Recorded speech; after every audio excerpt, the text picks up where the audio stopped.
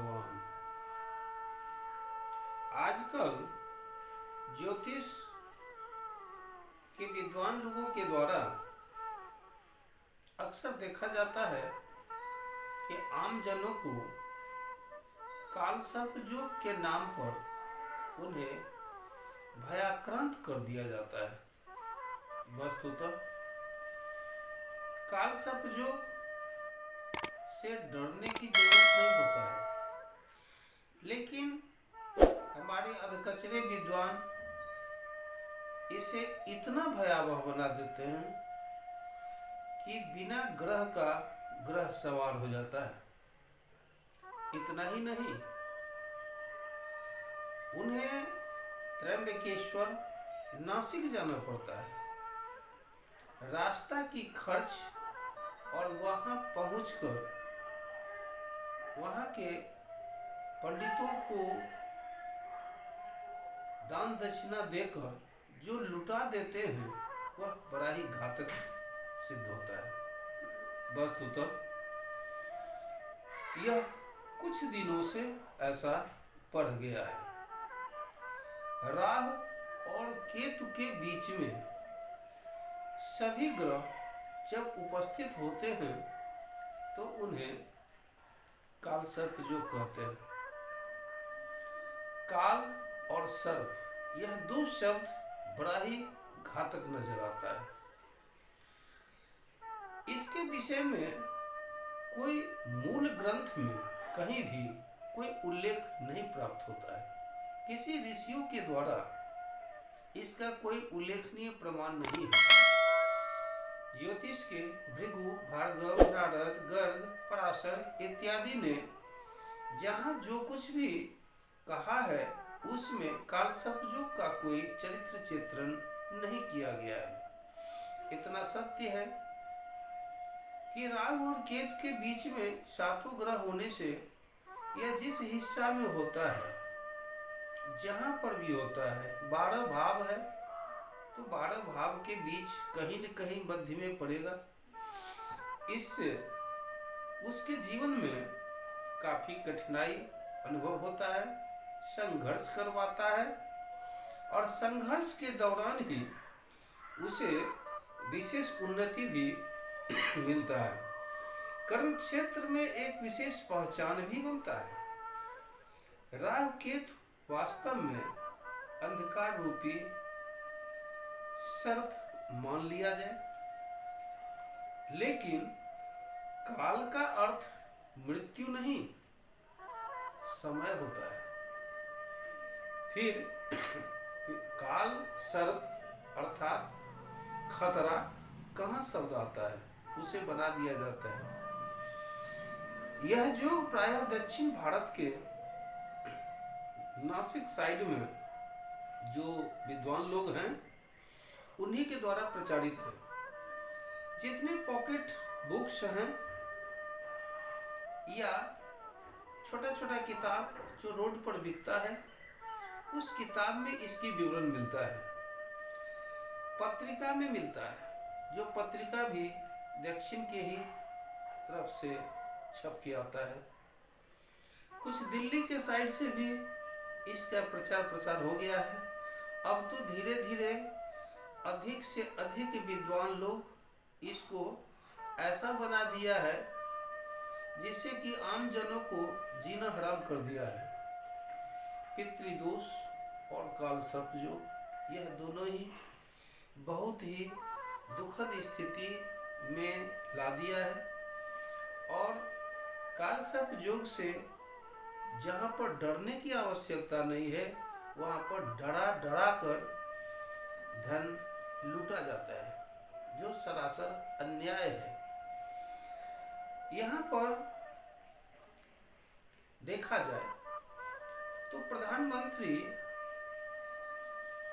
पंडित जवाहरलाल नेहरू जी के जन्म कुंडली में भी काल सर्प योग बना है। क्या उन्हें जीवन में संघर्ष नहीं करना पड़ा? क्या उन्हें ख्याति प्राप्त नहीं हुआ? धीरू भाई अंबानी, उनके जीवन में क्या हुआ? बहुत कष्ट झेलना पड़ा, बहुत परिश्रम करना पड़ा, अंततः एक ऐसे मुकाम पर पहुंचे जो भारत में उनका नाम हुआ। रतन टाटा उनके जन्म कुंडली में है। ये लोग कहाँ दुखी रहे हैं?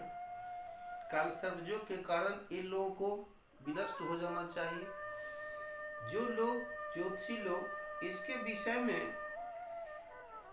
भ्रामक रूप तैयार करके बोलते हैं, उनसे इन लोगों की जन्म कुंडली पर विचार करवा कर देखा जाए कि कहाँ पर क्या हुआ है। हाँ, संघर्ष अवश्य कराता है, इसमें कोई संदेह नहीं, लेकिन यह कहना बहुत गलत है कि काल सर्पयोग होने से लोग विनाश की ओर चले जाते हैं।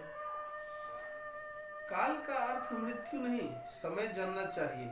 और अंधकार का अर्थ अंधकार नहीं, मेहनत जानना चाहिए।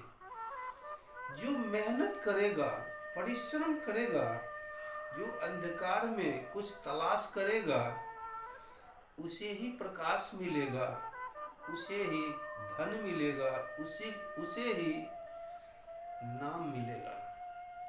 हमारे भारत में ऋषियों ने कहा है कि अधिक से अधिक मेहनत करो, अर्थात काम। इससे होगा बहुत अच्छा नाम, और उसके बाद मिलेगा दाम। लेकिन आज समाज के लोग या कुछ ठग, बेईमान, अकर्मल लोग इसको उलट दिया है। उलट देने के बाद इसका बदल जाता है दाम की जरूरत है, नाम चाहिए नहीं और काम करना नहीं है। यह कितनी विडंबना है। हमारे ऋषियों ने कहा कि पर्याप्त काम करो, पर्याप्त मेहनत करो, जिससे नाम होगा और उससे दाम मिलेगा, अर्थात धन मिलेगा। आज उसे उलट दिया गया है कि पर्याप्त धन चाहिए, नाम की जरूरत नहीं है और काम करना नहीं चाहिए। भला इस समय में काल सर्पयोग क्यों न बोले, जबकि इसका कोई भी उल्लेख कहीं भी कोई अगर साबित कर दे मूल ग्रंथ में, तो उन्हें पारितोषिक भी दी जा सकती है। लेकिन भ्रमित करना यह विद्वानों के लिए बहुत गलत बात है। दक्षिण भारत के लोग, दक्षिणेश्वर के लोग, वहाँ के पंडित लोग क्या करते हैं?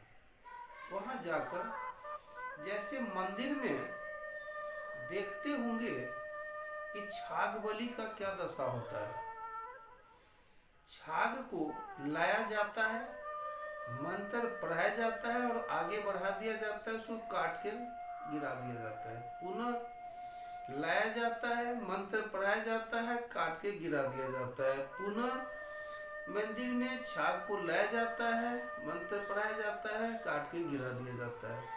ठीक वही कहानी वहाँ पर हो रहा है कि पैसे वाले लाइन में आते हैं, मंत्र पढ़ाकर पैसा लूट लिया जाता है और पुनः आगे धकेल दिया जाता है।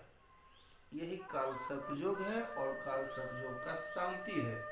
शेष भारत में कहीं काल सर्पयोग शांति नहीं होता है। इससे भी लोगों को ये सामना करना चाहिए, समझना चाहिए कि काल सर्पयोग दक्षिण भारत का एक स्पेशल कंडीशनल ज्योतिष है, संपूर्ण भारत के लिए नहीं। डरावन नहीं बनाना चाहिए और इसका अध्ययन करना चाहिए। और तो और रहे, अगर एक ग्रह राहु केतु के बीच से कहीं धोखा से बाहर हो गया तो अजीब कहानी है। उस स्थिति में उसे छोड़ना नहीं है, उसे आंशिक काल सर्पयोग भी कहकर उसको घसीट देना है। भला यह अच्छा बात है। और इससे लोग बहुत ही दुखी, प्रभावित, सशंकित और अर्थ के मार से परेशान हो जाते हैं, जो नहीं होना चाहिए। काल सर्प योग का कोई योग ही नहीं है, तो फिर इसे चर्च क्यों किया जाए? यह अर्थहीन है। हाँ, राहु और केतु के बीच में ग्रह हैं, तो यहाँ इतना कहना आवश्यक है कि ऐसा व्यक्ति को बहुत मेहनत करना पड़ेगा और जरूरत से ज़्यादा गामी भी बनना पड़ेगा।